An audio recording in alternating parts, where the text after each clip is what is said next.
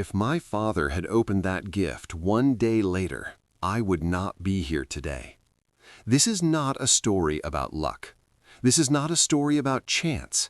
This is not a story about something ordinary. This is the truth, the very strange and real truth that my family experienced that April. My name is Thomas Hale. In April 1912, my family prepared for a journey that everyone in town called historic, a journey that many people would dream of taking.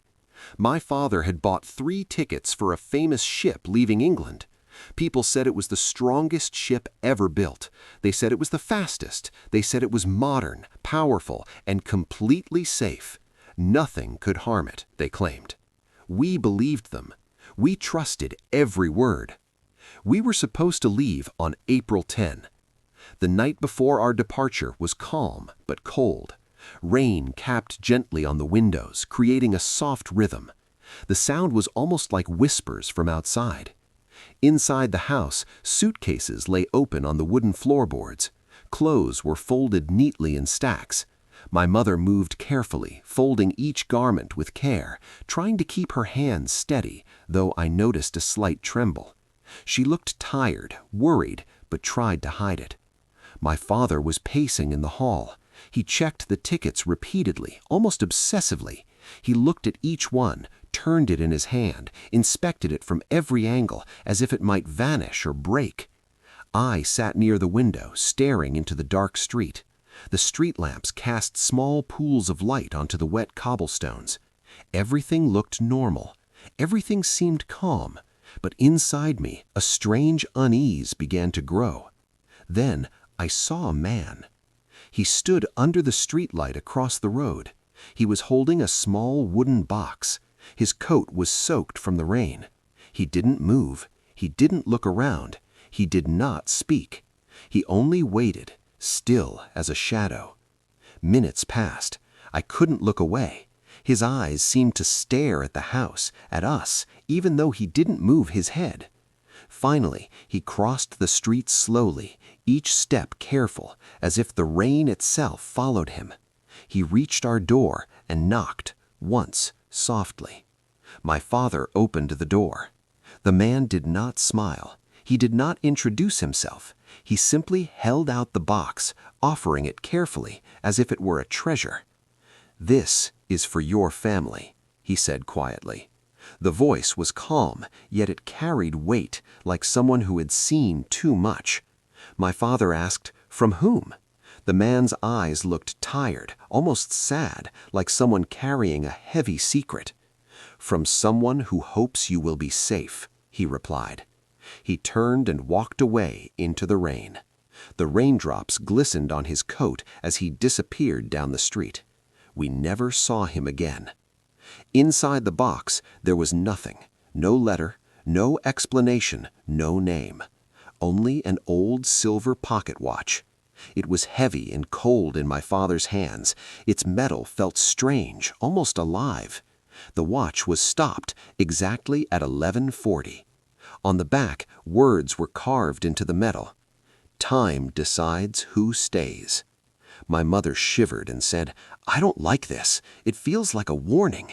Why would someone send this? Who are they?" My father tried to laugh, but the sound was hollow, weak. He said, "It's probably nothing, just a strange gift from a stranger." That night, none of us slept well. The rain tapped on the windows like soft drums. I lay in bed staring at the ceiling, thinking about the watch. What did it mean? Was it fate? Was it a warning? Or was it just a coincidence? The next morning, my father tried to fix the watch. He turned the small wheel, listened closely, and finally the watch began ticking, slowly. But it did not show the real time. It was always 4 hours behind. No matter how many times he adjusted it, it returned to the same difference. My mother's eyes widened. "If we follow this watch, we will miss the train," she said. "But if we ignore it," her voice trailed off. My father stared at the watch for a long moment. Then he said something unexpected. "We will wait one more day." My mother's face turned pale. "Wait? For what?" she asked. "I don't know, my father answered, "but something tells me we should not go today." We argued quietly. We worried about money. We worried about missing the journey. We worried about being foolish.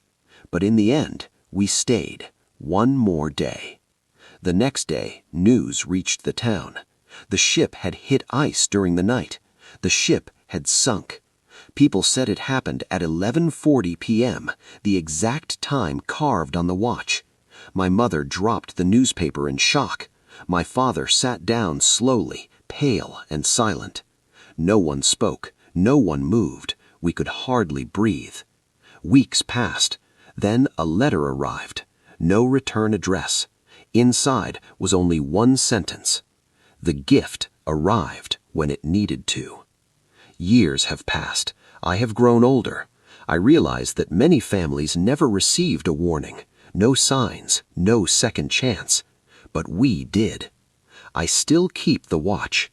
Its cold weight reminds me of that night.